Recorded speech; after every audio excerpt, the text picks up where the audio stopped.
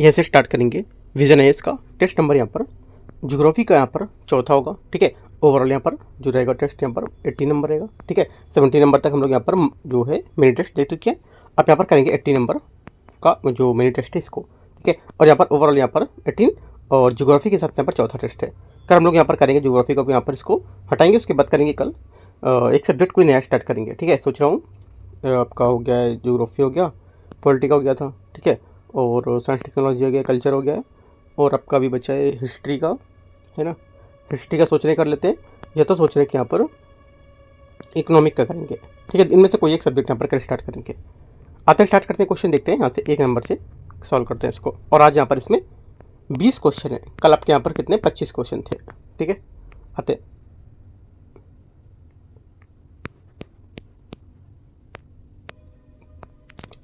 पहला क्वेश्चन बोला है, ग्रीन हाउस प्रभाव एक प्रक्रिया है जिसमें यहाँ पर ग्रहों की सतह से उत्पन्न यहाँ पर तापीय विकिरण को वायुमंडलीय जो ग्रीन हाउस गैस है उसकी तरह अवशोषित कर लिया जाता है। निम्नलिखित में से कौन सा ग्रीन हाउस प्रभाव के संबंधी सही है, उसकी बात सही होगी, ठीक है। पहली बात बोल रहा है कि जब प्रकाश की लघु तरंग जो तैयार होती है वो अवशोषण के परिणाम स्वरूप परिणामी तापमान अधिक हो जाता है। पहला स्टेटमेंट यहाँ से इसका क्या होगा, ये गलत हो जाएगा।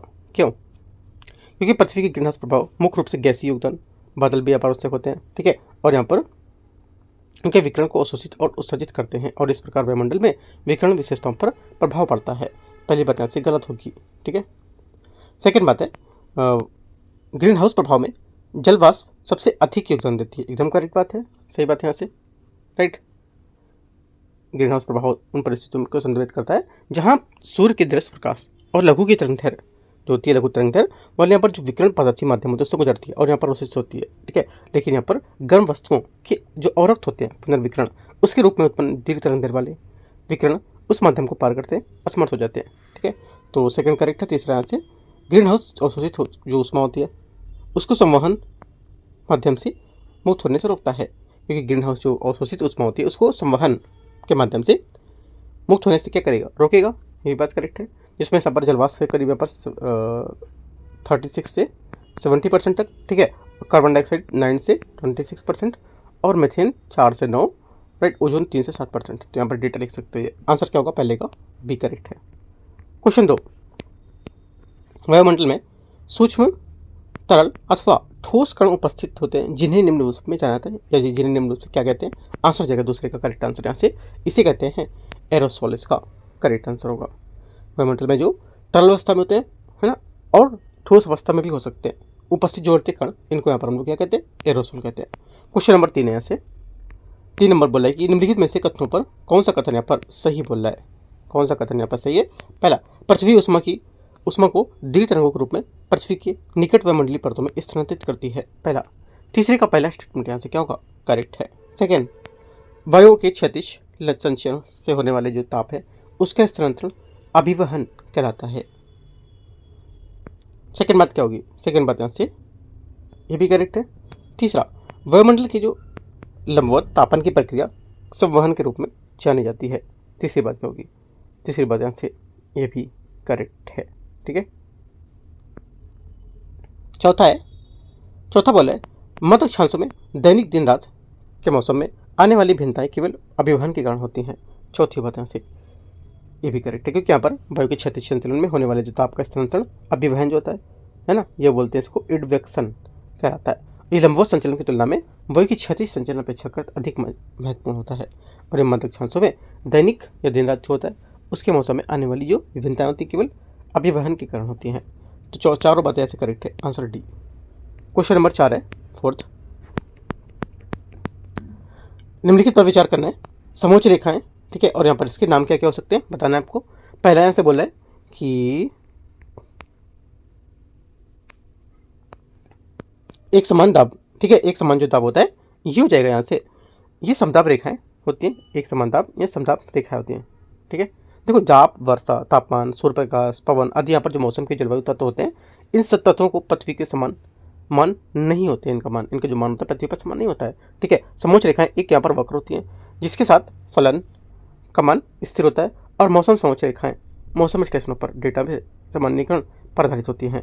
एक आइसोबार यह समोच्च दाब की रेखा एक ग्राफ का समान दाब की रेखा होती है। इसी प्रकार एक वर्षा रेखा समताप रेखा, ठीक है, आइसोहेल रेखा, वर्षा और तापमान में सूर्य के प्रकाश के लिए समोच्च रेखाएं मानी जाती हैं। तो ये पॉइंट लिख सकते हो, इंपॉर्टेंट है, ठीक है।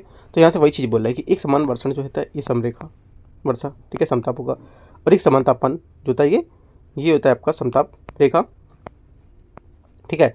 एक समान वर्षा ये आइसोहेल। करेक्ट आंसर क्या होगा? करेक्ट आंसर आपका हो जाएगा यहाँ से ए बी सी डी सभी बात यहाँ से करेक्ट है, डी चौथे का करेक्ट आंसर है। क्वेश्चन नंबर 5, वातावरण में जो तापीय व्युत्क्रमण है उसकी घटना क्या होती है? वातावरण में तापीय व्युत्क्रमण की घटना क्या होती है? देखो समानता क्या होता है, निचले वायुमंडल में या क्षोभमंडल बोल सकते हो, उसमें पृथ्वी की सतह के निकट जो वायु होता है उससे ऊपर उठने वाली जो वायु है अपेक्षाकृत अधिक क्या होती है? गर्म होती है, क्योंकि वह सौर विकिरण और पृथ्वी की सतह को क्या करती है? गर्म कर देती है, जिससे प्रभाव वायुमंडल नीचे गर्म हो जाता है, और ये जो गर्म निचली परत है इसके ऊपर ठीक स्थित ऊपरी जो वायुमंडल है उसके परत में तापमान में वृद्धि देखने को मिलती है, यह वृद्धि कर देती है ये, ठीक है। और कुछ यहाँ पर निश्चित परिस्थितियों में तापमान ऊर्ध्वाधर जो तापमान है इसमें प्रवणता का व्युत्क्रमण हो जाता है, जिससे यहाँ पर हम लोग पृथ्वी की सतह के निकट वाली जो वायु है वो ऊपरी परत वाली अपेक्षा ठंडी देखने को मिलती है। एग्जाम्पल के लिए मान सकते हो, जैसे कि यह तब हो सकता है जब यहाँ पर एक गर्म और कम घनत्व वाली वायु राशि एक ठंडी घनत्व वाली वायु राशि में ऊपर संचलन करती है, तब। करेक्ट आंसर ए यहाँ से करेक्ट हो जाएगा। क्वेश्चन 6 यहाँ से उष्ण मरुस्थल के संबंध में विचार करना है। ये उच्च वायुदाब पेटियों में पाए जाते हैं। पहली बात, छठे का पहला स्टेटमेंट यहाँ से करेक्ट है, पहली बात सही, क्योंकि यहाँ पर इन मरुस्थलों के प्राथमिक कारण उच्च वायुदाब क्षेत्र हैं जो संवहन की प्रक्रिया में कमी लाते हैं। हालांकि कभी कभी ग्रीष्मकाल में तीव्र संवहन होता है जो तीव्र लेकिन कम अवधि और विरल वर्षा लाता है। इसके अलावा इन क्षेत्रों में तट के किनारे ठंडी महासागरीय धाराएं बहती हैं। छठे का पहला करेक्ट है। सेकेंड बात है, सेकेंड बोल रहा है उष्ण मरुस्थल के तट के किनारे गर्म महासागरीय धाराएं बहती हैं। सेकेंड बात यहाँ से गलत है, ठीक है, क्योंकि यहाँ पर इनमें ठंडी महासागरीय धाराएं बहती हैं। सेकेंड गलत हो जाएगा। तीसरा समानता, तीसरा बोला है समानता इन क्षेत्रों में संवहनी वर्षा होती है। तीसरी बात क्या होगी? तीसरी बात यहाँ से करेक्ट है। आंसर क्या होगा? आंसर हो जाएगा आपका यहाँ से 1 और 3 सही है, बी आंसर है। क्वेश्चन नंबर 7 है, सातवां बोला है ग्रीन हाउस प्रभाव के बारे में विचार करना है। ग्रीन हाउस प्रभाव के बिना पृथ्वी की सतह वर्तमान औसतन 14 डिग्री सेल्सियस की तुलना में औसतन 33 डिग्री सेल्सियस अधिक ठंडी होती है। पहला सातवें का पहला स्टेटमेंट यहाँ से क्या होगा? ये पहली बात जो आंसर रहेगी ये इसकी करेक्ट है, ठीक है। दूसरा, कार्बन डाइऑक्साइड पृथ्वी में वायुमंडल में सबसे प्रचुर मात्रा में पाई जाने वाली ग्रीन हाउस गैस है। अभी मैंने आपको ऊपर बताया था, ठीक है, तो ये बात गलत है, ठीक है। सेकंड यहाँ से गलत हो जाएगी। तीसरा है कार्बन मोनोऑक्साइड ग्रीन हाउस प्रभाव में एक महत्वपूर्ण योगदान करती है। तीसरी बात क्या होगी? तीसरी बात यहाँ से ये भी गलत है, तीसरी बात भी गलत होगी। चौथा यहाँ से बादल और रक्त विकिरण को अवशोषित और उत्सर्जित करते हैं। इस प्रकार ग्रीन हाउस गैसों की विकिरण जो विशेषताएं होती है उस पर प्रभाव डालते हैं। चौथी बात करेक्ट है। आंसर क्या होगा? 1 और 4 इसका करेक्ट होगा, ठीक है। आंसर क्या होगा? आंसर 1 और 4 करेक्ट है, तो सी यहाँ से आंसर है। क्वेश्चन नंबर 8 है, इसमें बोला है निम्न में से कौन से कथन तापमान के व्युत्क्रमण के संबंध में सही बताता है? आंसर हो जाएगा 8वें का करेक्ट आंसर, तापमान व्युत्क्रमण के बारे में जो सही बताता है बात। एक तो हो जाएगी यहाँ से आपकी आसमान जो होता है आसपास के जो पहाड़ है और पहाड़ी होती है इसकी वजह से घाटियों में व्युत्क्रमण परत बन जाती है, और धुंध तापमान व्युत्क्रमण के कारण वो एक बड़ी समस्या उत्पन्न हो सकती है। दोनों बातें करेक्ट है, 2 और क्या 3। करेक्ट आंसर क्या होगा? सी आंसर, बी यहाँ से आंसर होगा। पहली बात यहाँ से गलत है। पहले बोला कि व्युत्क्रमण परत केवल क्षोभ मंडल या ट्रोपोस्फियर में होती है, ये बात गलत है, ठीक है। ओनली 1 यहाँ से इसका गलत होगा और 2 और 3 करेक्ट है। पूछा कि यहाँ पर सही आंसर क्या होगा, तो 8वें का जो आंसर हो जाएगा 2 और 3 करेक्ट है। तापमान व्युत्क्रमण का अर्थ होता है कि वातावरण की ऊंचाई के साथ साथ तापमान में क्या होना? वृद्धि होना, ठीक है। और समताप मंडल में जैसे जैसे ऊंचाई बढ़ती जाती है तापमान क्या होता है? बढ़ता जाता है, ठीक है। ये बोला कि सिर्फ क्षोभ मंडल में होता है, ऐसा कुछ नहीं है, क्योंकि समताप मंडल में भी देखा गया है ना।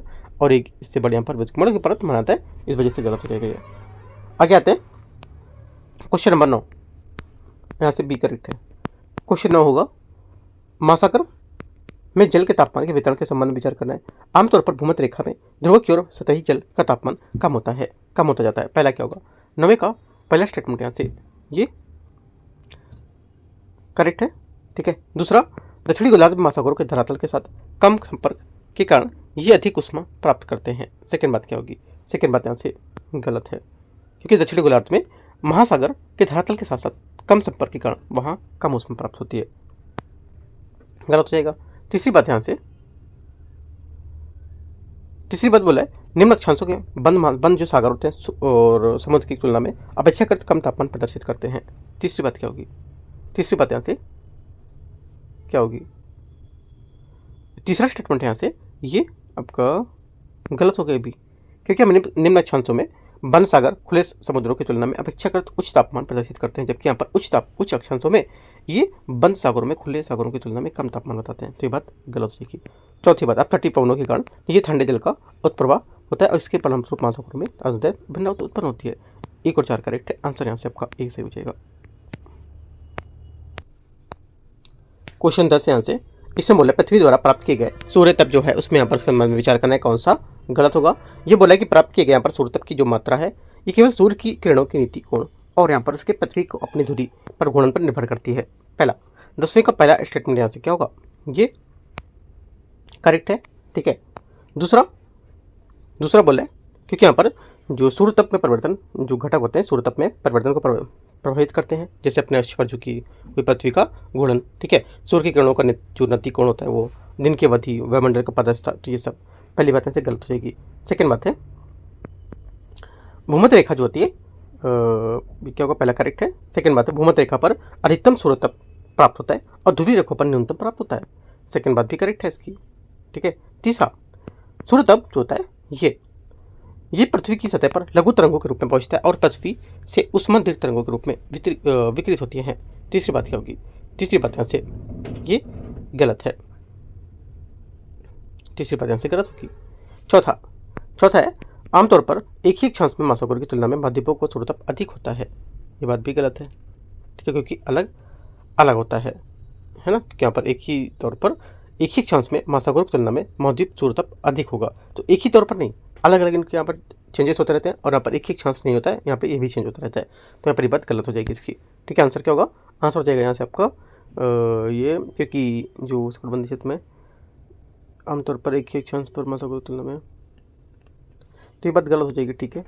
3 और 4 गलत है, 1 2 करेक्ट है, बी आंसर होगा, ठीक है। क्वेश्चन नंबर 11 यहाँ से, वर्ष 2015 में ग्रीष्म लहरों हीट वेव्स के कारण काफ़ी ज़्यादा मौतें हुई थी और भारत में ग्रीष्म लहरों के संबंध में विचार करना है, कौन सा सही होगा? IMD मौसम विज्ञान जो विभाग है ये परिभाषित करता है कि समानता अधिक तापमान पर ध्यान दिए बिना वास्तविक अधिकतम तापमान 45 डिग्री सेंटीग्रेड या उससे अधिक होने पर ग्रीष्म लहरों की स्थिति घोषित की जानी चाहिए। पहला क्या होगा? 11वें का पहला स्टेटमेंट यहाँ से जो रहेगा ये क्या होगा? पहली बात यहाँ से जो है ये करेक्ट है, ठीक है, सही बात है। दूसरा स्टेटमेंट है यहाँ से आपका ये बोल रहा है कि सही पूछा है, में से कौन सा होगा? दूसरा पूछा है, बोल रहा है ग्रीष्म लहरों की घोषणा के लिए मानदंड पहाड़ी और मैदानी इलाकों में एक समान होगी।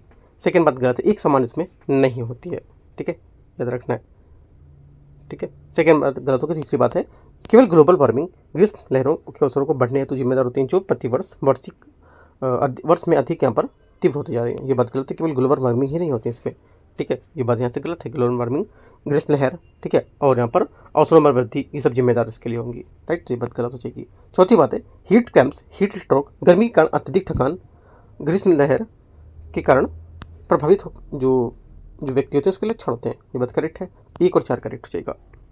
क्वेश्चन नंबर 12 है यहाँ से, 12 नंबर बोला है एंटी ग्रीन हाउस के प्रभाव के बारे में विचार करना है। वायुमंडल और सौर विकिरण के लिए पारदर्शी है लेकिन अवरक्त जो विकिरण उसके लिए अपारदर्शी होगा। पहला यहाँ से ये बोला है, ठीक है। दूसरा बोला है कि जो वायुमंडल है और सौर विकिरण के लिए अपारदर्शी है लेकिन अवरक्त विकिरण के लिए पारदर्शी होता है। ये बात करेक्ट है, और विकिरण के लिए क्या होगा? ये पारदर्शी होगा, बी 12वें का करेक्ट आंसर होगा यहाँ से। आगे आते हैं क्वेश्चन नंबर 13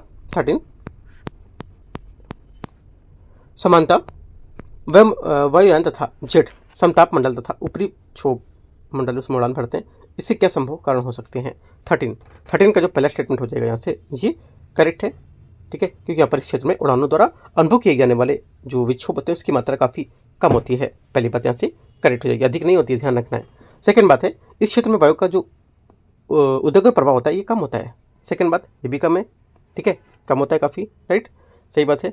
आगे, वायु की गति अत्यंत कम होने के कारण वायुयान की स्थिरता अधिक हो जाती है। वायुयान की स्थिरता जो मतलब यहाँ पर कहने का कि जो पवनों में ऊर्ध्वाधर प्रभाव होता है इस क्षेत्र में कम होता है और उड़ाने के दौरान यहाँ पर विमान की स्थिरता के लिए लाभकारी होता है, ठीक है। लेकिन यहाँ पर इनकी जो अत्यंत कम होने के कारण नैतिक अधिक होने के कारण बात गलत हो जाएगी। ओनली 1 तो यहाँ से करेक्ट है इसका, 13 का ये बात यहाँ से इसकी सही है। क्वेश्चन नंबर 14 है, 14 नंबर, निम्नलिखित पर विचार करना है। साफ आसमान और स्थिर हवा वाली गर्मियों की लंबी रातें, ठीक है, तापीय विद्युत के लिए अनुकूल होती हैं।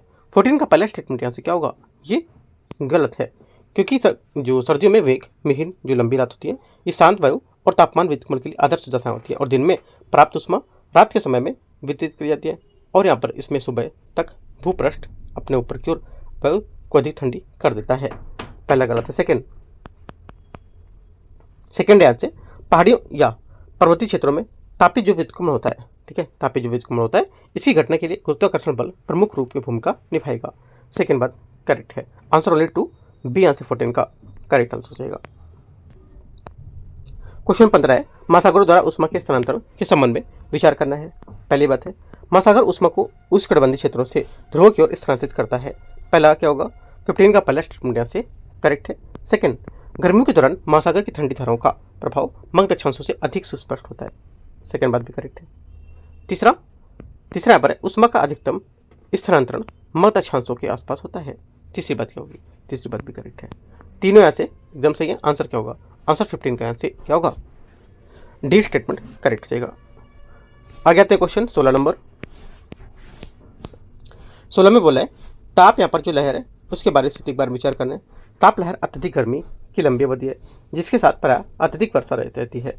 पहला 16 का स्टेटमेंट क्या होगा, करेक्ट। सेकेंड, मैदानी एवं पहाड़ी दोनों क्षेत्रों में या दोनों क्षेत्रों के लिए ताप लहर घोषित करने संबंधी स्थितियां एक समान होती हैं। सेकेंड बात यहाँ से गलत होगी। सेकेंड बात यहाँ से क्या होगी, गलत होगी। क्यों, क्योंकि यहाँ पर जो महासागर और वायुमंडल जो होते हैं इसमें विशाल जो थर्मल इंजन है, ठीक है, इसको लेकर के यहाँ पर जब ग्रीष्म लहरें होती हैं इसमें हीट वेव तब उत्पन्न होती है जब किसी क्षेत्र में ऊंचाई करीब यहाँ पर 10,000 से 25,000 फीट पर वायुदाब मजबूत होता है तब, ठीक है, और कई हफ्तों या कई दिनों तक यहाँ पर ऐसी स्थिति बनी रहती है, राइट। तो मैदानों में बोला कि पहाड़ी जो दोनों क्षेत्रों में ताप के लिए लहर घोषित करने के लिए एक स्थिति समान होती है, एक स्थिति यहाँ पर समान इसमें नहीं होती है, ये बात गलत हो जाएगा, ठीक है, क्योंकि यहाँ पर एक इसमें से जैसे कि तापमान समानता अधिकतम तापमान से 6 डिग्री सेंटीग्रेड अधिक होना होता है। ओनली 1 करेक्ट है। क्वेश्चन नंबर 17 बैरोमीटर रीडिंग जो है उसमें अचानक गिरावट निम्नलिखित में से किस कारण को इंगित करती है। आंसर हो जाएगा 17 का करेक्ट आंसर, ये तूफानी मौसम के कारण ये आंसर होगा, क्योंकि बैरोमीटर वायु की दाब को मापता है और बैरोमीटर की बढ़ती रीडिंग वायु दाब के बढ़ते संकेत देती है इसका, और बैरोमीटर रीडिंग में गिरावट वायु दाब कम होने की स्थिति को दर्शाता है और बैरोमीटर में अचानक गिरावट तूफानी मौसम का सूचक होती है। आंसर क्या होगा, 17 का एक करेक्ट है। क्वेश्चन 18 है, वायुमंडलीय जो दाब होता है उसके संबंध में विचार करना है, कौन सही होगा देखते हैं।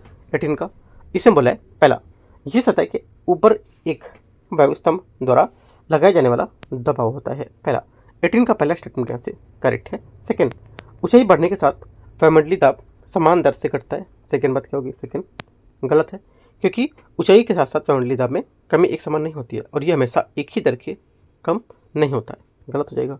तीसरा, गुरुत्वाकर्षण के प्रभाव के कारण सतह पर वायुमंडलीय दाब अधिकतम होता है। तीसरी बात यहाँ से क्या होगा, ये करेक्ट है। आंसर क्या होगा, आंसर हो जाएगा आपका 1 और 3 करेक्ट है, बी।